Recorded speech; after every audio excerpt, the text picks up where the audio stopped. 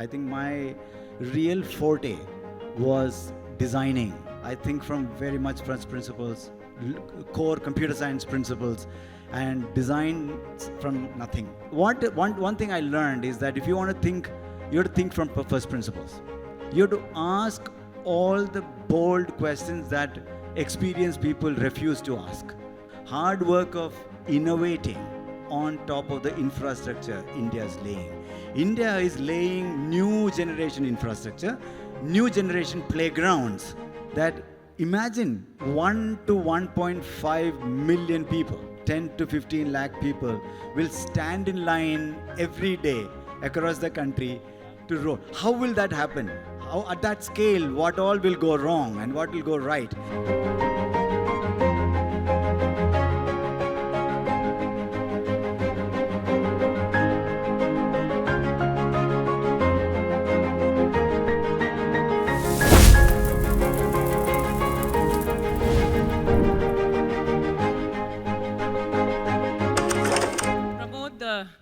I have to just say it's such an honor. No, it's fantastic. No, it's an honor. And for all of us, it's an honor. So a big round of applause because we have Pramod Varma in India, from India. And, agar technology hai, India stack hai, Aadhaar hai. So we know the person behind. And I would love, of course, all of us follow you, all of us know you, but I would, love for you to tell us, because this is DevSparks, your journey, your dev journey. Fantastic, yeah. So I've been an entrepreneur, computer scientist by profession, okay, so hardcore techie. I love coding, continue to love coding, but I think things are changing, very fast. And I'm quite old, okay, so I've been coding since late 80s. So you can imagine, mainframes, all kinds of languages, all kinds of systems in 90s and so on. But I think what changed is the product journey that I went through. So we were in Boston, US, starting a startup, supply chain startup company, hardcore B2B product company, and architecting for US and selling in the US was a very big learning. And very different in terms of even, I don't think we even knew how to stand up and sell tech. And we learned all that thing hard way, I think, in the US, selling it to, CTOs of Macy's, of Staples, and Walmart, and JCPenney, and all these guys, right? They're big companies, so.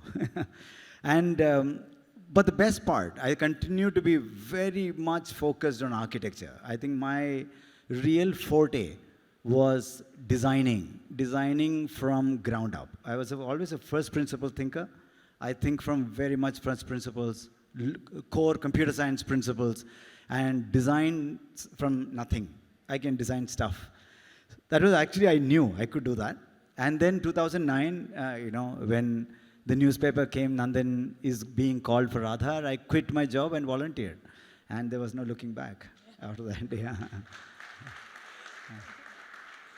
I'm letting it sink in. But what is most important for all of us in this room is people like him, leaders like him, architects like him, developers like him, and role models like him pave way for all of us. Because India was not known, and I'm sure India was, we were outsourcing capital, but Pramod, today what you built and what you built, India Stack, we get such recognition across the world.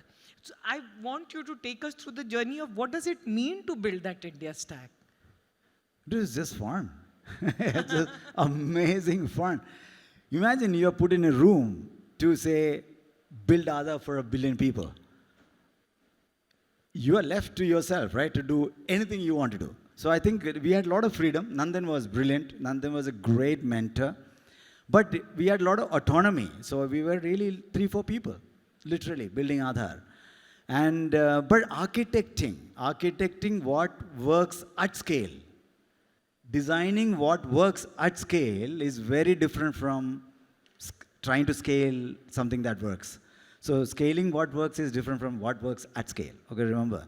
So we had to imagine that, imagine 1 to 1.5 million people, 10 to 15 lakh people will stand in line every day across the country to vote. How will that happen? How, at that scale, what all will go wrong and what will go right? So we had to imagine all that thing and then actually code it in. So Aadhaar was the first time where we really learned the art of coding policies as code, or the rules as code. Everything had to be codified because we were only 150 people in the whole organization. Tech organization was about 40 people. Out of that, designers were literally 3 or 4 of us. That's it. And we were enrolling 1.5 million people across the country using 300,000 operators, people who were come home, your home, to do Aadhaar enrollment. That means we had to package, and create tech that is resilient to India's craziness, right? India, everything that you can imagine will go wrong, absolutely goes wrong in India. Guaranteed to go wrong. You think somebody will not try stealing the, somebody will try managing the laptop, they will watch some junk, get virus. What happens to software? What happens to data? How do you recover? You actually gave your biometric and went away. What happens? Right? So we had to think through this again and again and again, code a lot. And then came, of course, the chance to build DigiLocker, eSign, and of course UPI. UPI started in 2013. The office you came, Nandan's office you came. That's when we started brainstorming UPI. 2014 I started writing. And it's a good thing. By the way, one thing I learned is that if you want to think, you have to think from first principles. You have to ask all the bold questions that experienced people refuse to ask. So your seniors are not really good guides, is what I'm trying to tell you, okay? You have to go from your heart. If older people like us tell you it won't work, probably we are wrong. I think that's, so you have to think from early, very first principles, why not? If emails can work this way, if WhatsApp messages can go, why can't money go? We literally started with that statement. We should be able to send money as easy as a message, instant message. That was the tagline for UPI, right? And we started writing, distilled into 1.5 pages specification. Did you know UPI specification is only 1.5 pages, by the way? It's amazing. The simplicity of UPI. The simplicity of UPI, I think that's when you realize. If your mind, if you're feeling complicated, if you're finding it too difficult to explain, chances are that it is complex. You have complicated your life. So you have to really keep it simple, because then it works for 1 billion people at scale. But, what was it to do? We didn't expect any of it to succeed, by the way. We expected none of this to succeed. Aadhaar, Nandan told me very clearly, are you sure you want to quit your CTO, global CTO job? I might be back from Delhi in 3 months. They will eject me like an alien particle and I'll be back here. I said, it's okay. What's the big deal? We should try. We can as well try. UPI, we didn't imagine this to be successful. Thanks to all of you. I mean, it's brilliant, right? UPI is amazing, yeah. So, but of course, people like Samir, Vijay at Paytm, Samir at Form, these guys have done really the hard work. So all the people like, Bhavesh, everybody who's showing up here, not me, okay? Everybody else who's showing is really doing the hard work. Hard work of innovating on top of the infrastructure India is laying. India is laying new generation infrastructure, new generation playgrounds. But playground without players is useless. And the players are you. Entrepreneurs are the players, because government can't do this. No one can do this. So unless we create entrepreneurial energy flowing into that playground, align incentive, align funds, and align some kick-ass young people who has nothing to lose, we won't get another UPI success, right? So we are now trying ONDC and everything else. So. Yeah, Pramod, the digital public infrastructure, that the DPI, somewhere I just don't think so there is any even remote replica of the impact and scale that we have in India. Like the world is looking, like you speak to the government, everyone talks about how the adoption is happening in Singapore. Yeah. Now, I saw the ad, I'm sure all of you would have seen that UPI is now in Singapore. Yeah. And in Paris at Eiffel Tower. So if you're going to Eiffel Tower, buy ticket using UPI, okay? We'll go to Eiffel And give show it off. stickers. Yes. That's, take us, because that's also a very, India, with the models, with what you've built, it's also a very different model thinking, which is more open. Yeah. And I want you to talk, because then we'll go to Beckett. Yeah. Yes. No, I think it's an excellent question. So India is trying to, okay, there are three ways that you can imagine economic development. One, quite like physical infrastructure. Why do countries build physical infrastructure? What is physical infrastructure? Highways, road highways and airports and shipyards and even sometimes public libraries. And why do we do this? We do this because it creates an environment of equity, access, and creates an environment for economic growth. Subsequently, around the highway, if you look at the US highway revolution, you will see post-highway, the entire economy around the highway boomed. So the investment in physical infrastructure, we all know that countries do. But what happened in the digital world is that digital was way too fast for countries to grab. So internet is a public infrastructure, right? Internet is not owned by anyone, completely decentralized.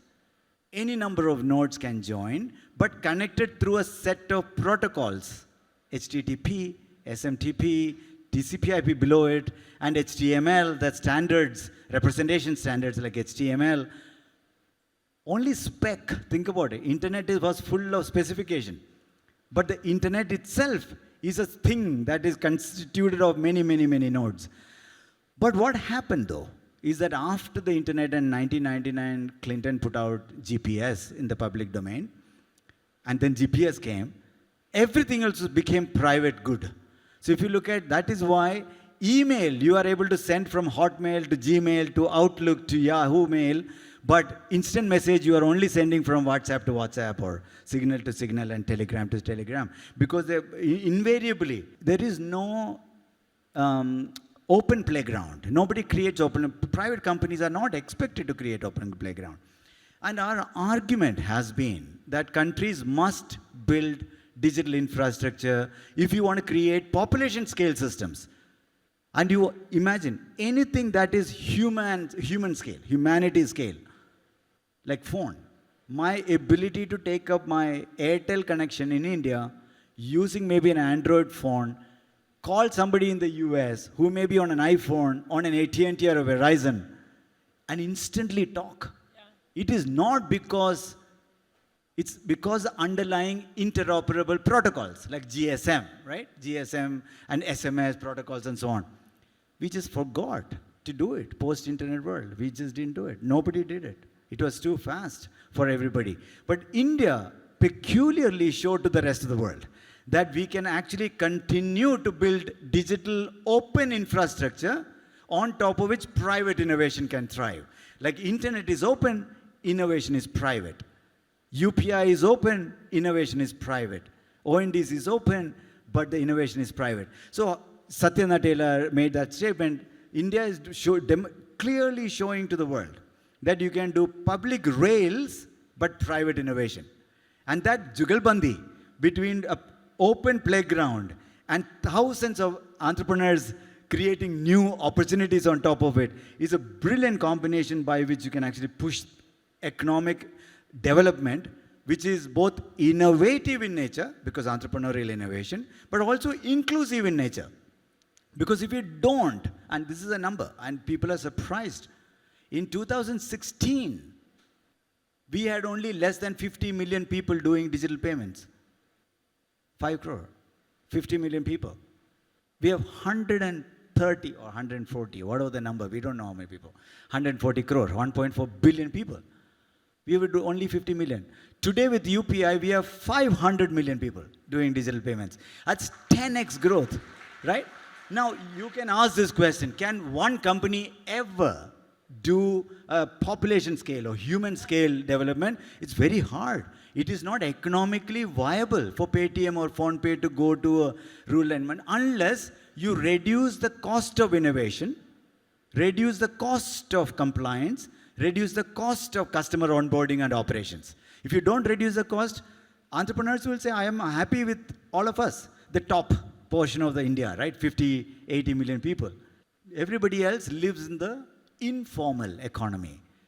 Local money lender, roadside money lender, everything is informal for them. That's a very bad setup for the world because you're waiting for an uprising to happen by the people who are left behind, 90% of India left behind, who have nothing that we all have access to, including banking, by the way, which we just solved in the last few years. So we have to bring them into formal economy. The problem with bringing into formal economy is the cost. Cost is very high. And it's unfair to ask entrepreneurs to say, oh, go to rural environment, tier 3 towns, tier 4 towns, villages, 700,000 villages, do business. There's no money. Right? So you have to really reduce the cost to doing business and cost of innovation so that you can still make the business viable. So Zerodha, Nitin Kamath says this very clearly. It took 6 years for him to acquire 60,000 customers. In the next 1 year after that, he acquired 6 million customers because SEBI allowed India Stack to be used at one shot. He said paperless, presence-less, boom. It went up. So entrepreneurs, like people who are sitting here, will be happy to serve 500 million, 600 million people. But you have to provide them an opportunity to serve. Yeah. And that's what India has shown to the world that we can do. That people like you have shown to the world, and we are very, very proud about it. One part, yeah. And Pramod, again, it's very different from a conference like this, but I want to bring this subject over here, that all of us in this room, there is some purpose that drives. We all come from very lower middle class and small town India, more or less, with a very different background. Very, very. What India Stack has also done is, Hindi में कहूँगी, पता नहीं English में कैसे कहूँ, कि एक तरह से सबको एक leveler. Technology is a great leveler. Yes, कि हम गरीब अमीर हैं, मगर एक तरह से हम एक मतलब my relative in a Patna is as equal as someone sitting in Mumbai. Brilliant. And that social change also, the technology it's huge. has got. I think that point you're making, Shradha, is the essence of what we are trying to do. Ability to access product and services along with information. Yes. Equally, at the equitable way to access that is what democratization is all about. And technology has constantly shown that you can constantly democratize. But how do you, it's not about just making it free.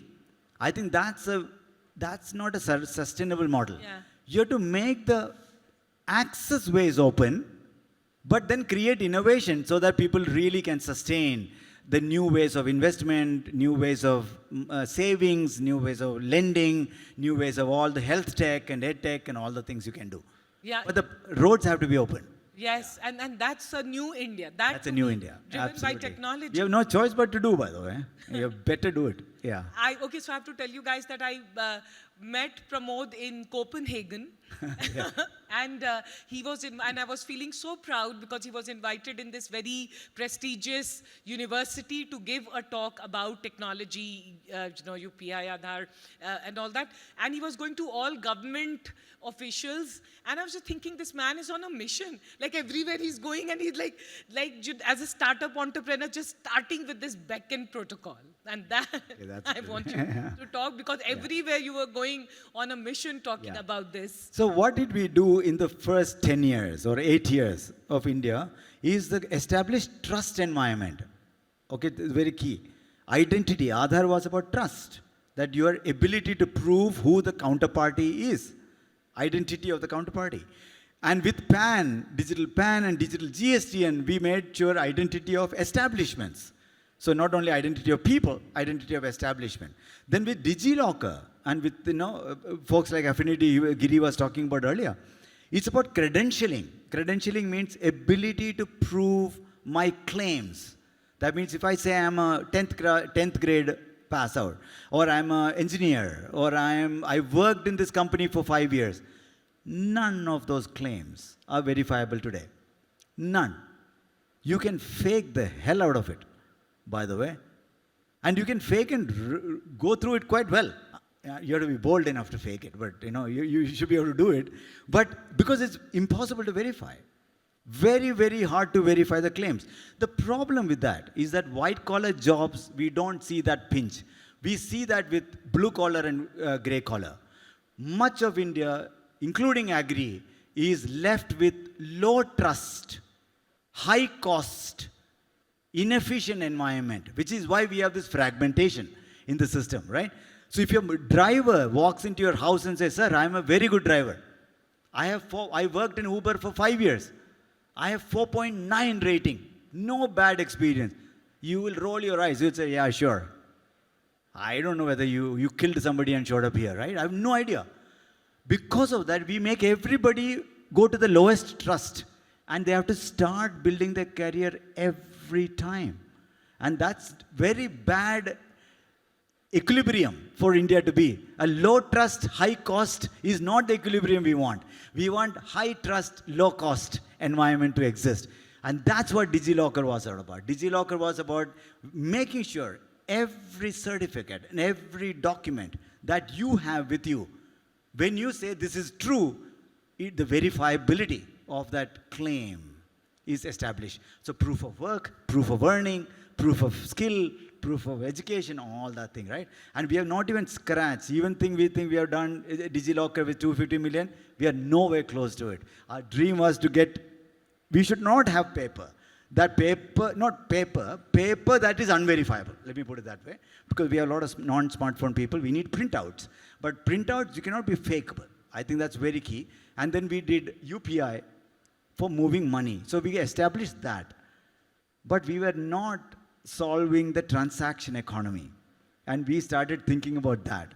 And we asked ourselves, this two-sided platform story, Uber, Airbnb, Zomato, Swiggy, all those two-sided platforms, right? They're good. They do a great job. They give us habit. They really pump innovation. But they don't penetrate enough in the country. So if you look at Uber, every day Uber does less transaction than Delhi Metro alone, across the whole country. So very, very few transactions. Uber does 2-3% of mobility. Amazon does only 8% of B2C. 92% of B2C is happening outside. So we are very, what's called a fragmented, inefficient economy. That microeconomy, which is fragmented, is not sustainable for us. So we started in 2018, crazy idea. I said, why don't we create a peer-to-peer open protocol like HTTP? HTTP allowed peer-to-peer content exchange. SMTP allowed peer-to-peer mail exchange. SMS allowed peer-to-peer messages, text messages to exchange. Why can't we define a protocol that allow discovery of services and goods and micro-contract, negotiation, micro-contracting and fulfillment of that? And that became backend protocol. Now we have Namayatri, ONDC, and we have 40 projects, and we have some backend folks here. So we have communities in Amsterdam, we have in US projects, by the way. Backend has gone global much faster than UPI has gone global. We have Brazil, a network is live. Gambia, a network is live. So backend has gone live because it is a very, very natural thing to say, if I have something to sell or buy, and if I want something to buy, why can't I connect to each other? So why do I need this powerful intermediary? So I think the world is looking at decentralized transaction economy to kick in.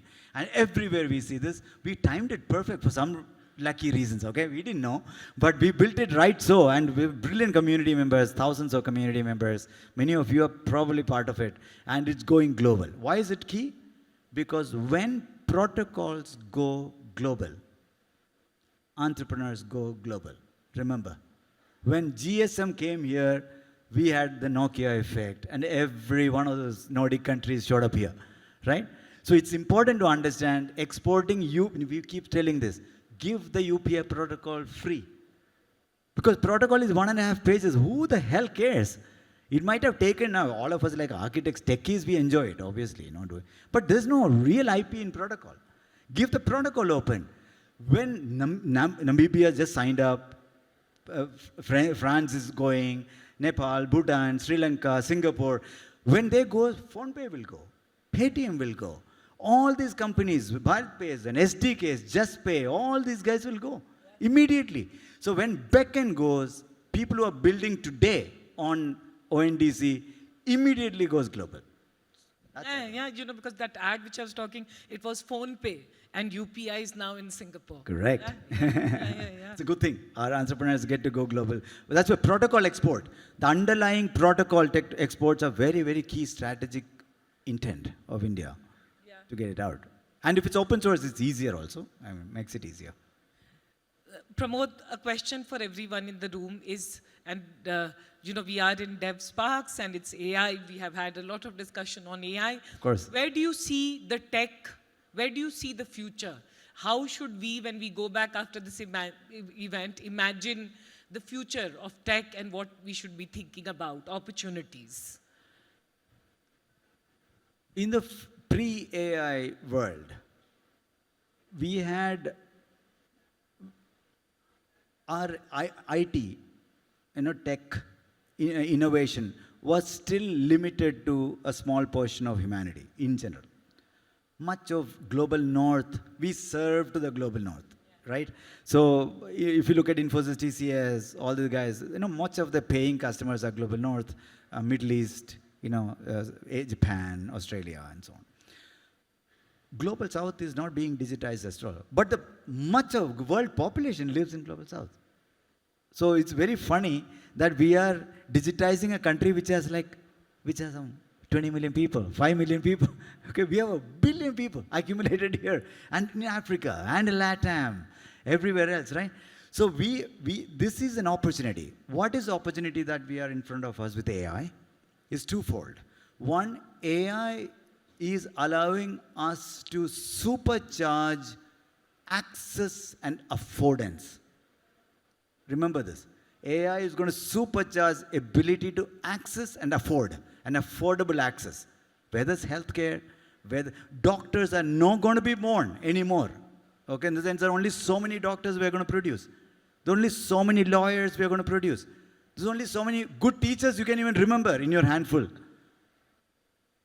How are we going to serve the humanity? AI gives a hope.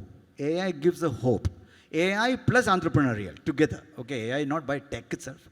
But the AI gives us the hope that the gap of affordable access can be dramatically compressed through AI. But that requires new age of innovation, entrepreneurial innovation to come. And while one sense we might say AI with Devin, I don't need coders anymore. We could say things like that. But I look at the other way around. Devin allows us to now digitize the whole world. Rather than only, few rich countries where, human skill needed. Now Indian entrepreneurs can digitize the whole world. So I would actually embrace the AI and not fear. They embrace the AI, including developer AI. Developers embracing our own AI is fearful in one sense, because why the hell did we mug up Java? Nobody needs it anymore, right? But the funny thing is that if you're an architect, if you're a problem solver, if you're a designer, you shouldn't care about syntax. You should care about the problem you're solving. And suddenly you have been given a set of potential tools that dramatically reduce the cost of solving. But someone has to solve. And we have abundant young population to solve for the world. I have a question to the decentralized, democratized, and open guy like you. Yeah. And if I may, is that today AI, and what we are, like everyone is building on, is still governed by few tech giants. Yeah. Right? And I was just reading Do Din Pehle article that so many startups who've raised $7 billion, $10 billion to build their own stack have all died, closed in US. And it's a scary thing for all the noise, because only 2-3 players are dominating. So what is your open heart saying about this? No. So I think we have been working, even before GPT was launched, by the way. We started working on democratization of Indic language AI. And because we felt voice and Indic language is the final barrier that we must cross, so that people can just not only watch YouTube, but actually they can fill up a form. Today they cannot digitally transact or contract or understand what they're doing because we expect some radio buttons and checkbox, which is not obvious at all. For most people, it's not obvious.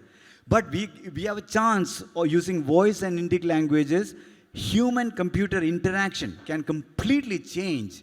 So we started working on that. So that gave us the hope. That became Bhashini, by the way. That work effort is called Bhashini right now with open AI models and data sets, language data sets. So if you want to put in Indic language in your app, you don't need ChatGPT. By the way, we have democratized it.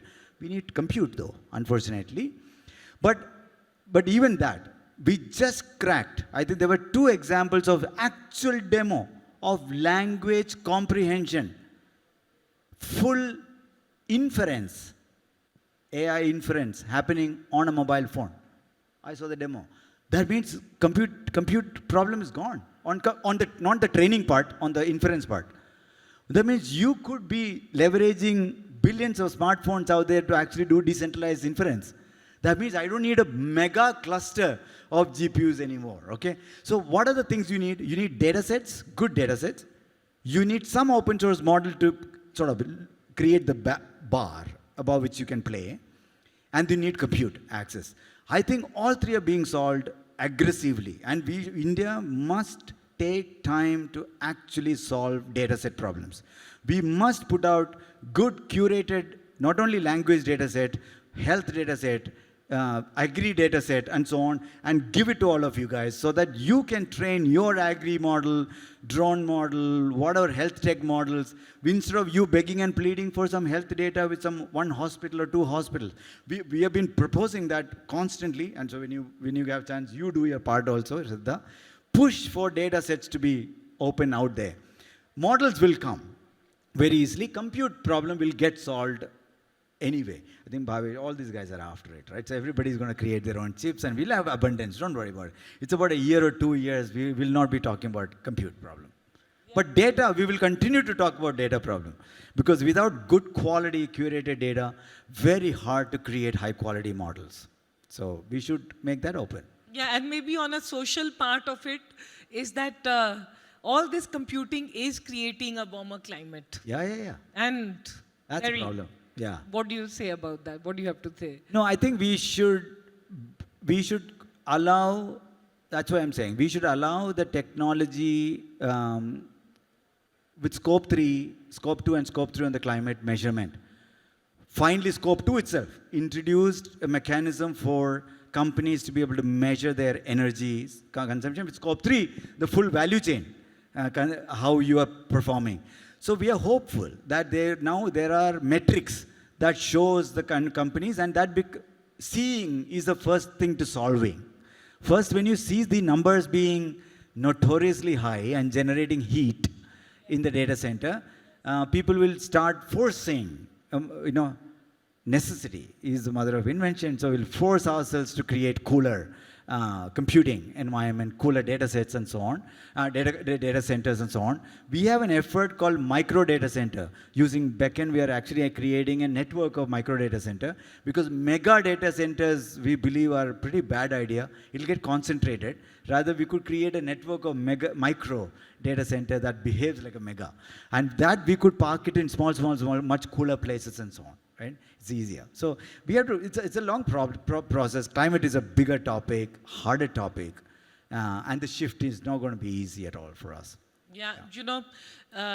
Pramod, one can keep talking to you, but I will leave now for the audience the question. But my last question to you is, I see so much of energy, so much of excitement. You are de-aging. So we should maybe one day have a topic on reverse aging with you. And there's so much of excitement since I have known you. There's so much driving, and it's innate, and it's non-fake, it's genuine. And I've seen you how many kilometers you were walking. And tell me, Dil se, what is that higher purpose that every day keeps you genuinely? No, I think this is just the sheer belief that if we put our mind to something, we can actually solve.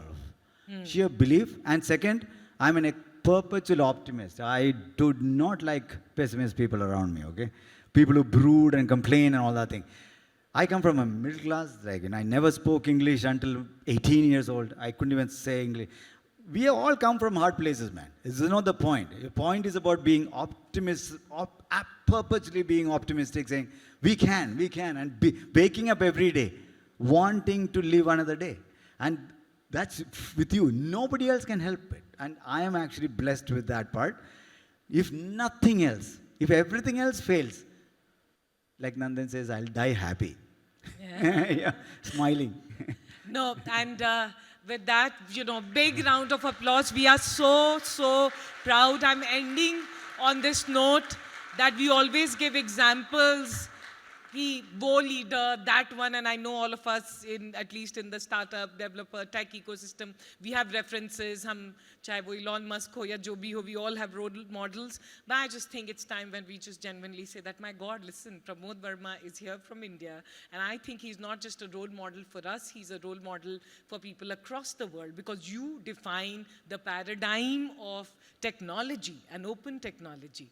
And I can't even tell you, Pramod, how many human beings genuinely get impacted, and you've created that impact, and we are very proud of Thank you so much. You are very kind. Thank you so I'm much. not, Thanks for hosting I'm me. not. I'm being Yeah. very fair and very honest, because as Indians, we don't actually celebrate what is amazing about us. And yes, let's get to the question. Hi, hello, good afternoon. We are sitting in a crowd where, people are educated. And, my particular question to you is, because you are from an NGO, which is a eighth step, which is learning and going on the education side. We talk about the UPI, we talk about going global and, all these big things. But when you talk about education, India is still lacking a lot of steps to go forward. Yeah. Of course, many people come from foreign, even the ex-RBI governor comes and tells that, education is not particularly well in the India. So what's your step in terms of education industry? Even the government applies some policy, states are not applying those policies at the state level, and still we are lacking. So what are your take in terms of technology, in terms of not particularly for an X step, but again, more these people, and how do you see that education industry is going to do in the future with help of tech? Thank you. Yeah, excellent question. Education is a very, very hard problem to solve. If someone can even answer me, what does it mean to be educated? No answer, frankly. Is it getting marks in the exam? That's okay. At least that's one measure. Cracking entrances, maybe that's another measure. But really, it's hard. And that is why parents and systems, education system, payment system, financial systems are very transactional in nature. Healthcare is not transactional, but you get the results very quickly. Okay? Either you recover or you go back or whatever. You're seeing result. Education, there is no result. So school education, you're hoping your child is going to grow up to be okay and not going to some wacko guy when they grow up. You have no idea how they're going to grow up. And there is nothing to do with school education. Just ask yourself, how much of you actually in the school education learned in the classroom, right? It's a combination of the environments, people around you, so much that is making you who you are when you grow up to be 18, 20 years old.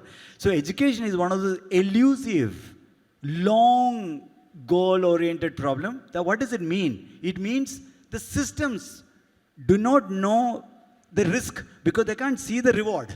There's no reward. So nobody moves away from the current system. What does it mean? Even if the government wants to change the policy, which they have put together, the national education policy, all that thing, parents don't want it. It's school parents says, are you opening textbook? Are you writing homework? What do you mean by you don't have homework? We are still in there. Majority of the parents want to see them doing what we all went through, a little bit improved, but nevertheless, the things that they are used to seeing what is education means to them, right? So it's very hard to say, we'll ditch all these things. Let's have no exams or any wild shift is impossible to make because the entire society will, oppose it. So even politicians don't want to take it up. So but on the other hand, tech is, again, as she was saying, it's a great leveler. What it means is that today in Tamil Nadu we have a program. In Tamil Nadu, one of the most educated states, by the way, in relatively educated, Kerala, Tamil Nadu, are very educated states. Even there, 40 to 50% of students by middle class, 7th or 8th, can't read Tamil paragraphs. They can read, not continuously. So they can read like word by word by word, but they can't read it fluently and comprehend what the paragraph actually means. English, very hard, and that's English is aspirational, right? So there's a program called Morigal that is Tamil Nadu is running today, completely driven out of AI, but giving the child a safe space, because the worst thing you can do to a child is to make them say that you don't know anything, stupid guy, sit down, all that thing is what children, very hard, no? So this Morigal program, completely in privacy of the child, you can learn Tamil and English. Huge difference in the last 60 days of their effort. Massive change happening. They're rolling out to every classroom now, saying that you get your personal time to learn. Nobody asks you a mark, no marking, no assessment, no judgment, no identity. Remember, not even identity, anonymous. So I think tech will crack some of those puzzles where you have access to high quality learning. But one thing I can tell you, learning is also comes with motivation. You ask yourself how many times you have gone and learned yourself. Best courses are available on the YouTube. Every possible best courses. How many of you have actually gone through? Really hard. You have to motivate yourself to do it. Motivation is hard. Nobody can bring motivation. So it's a much harder problem to do. So, yeah, but tech will solve access. Access will be solved through tech. Thank you. I'm coming for the third time today, but still I'm not getting that answer, and I'm very confident that I'll get that answer. Oh my God, don't put pressure on me. I got your performance pressure.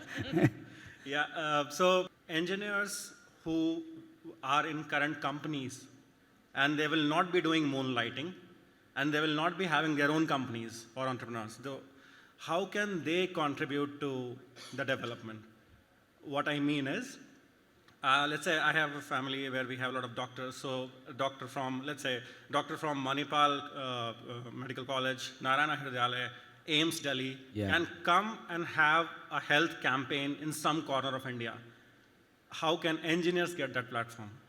We do not have that platform. Or why didn't you create one? But how could I do that? I mean, just create one. Talk to backend team. This guy. Create one. I'll sign up.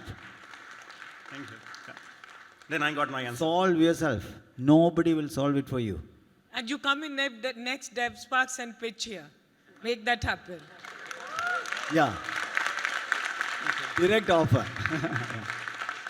Okay, thank you so much. Okay, now with that, I think we all can stand up and give a standing ovation to Pramod Varma, a man, a leader, a developer we are all very proud of. Thank you. Very kind of you. Thank you.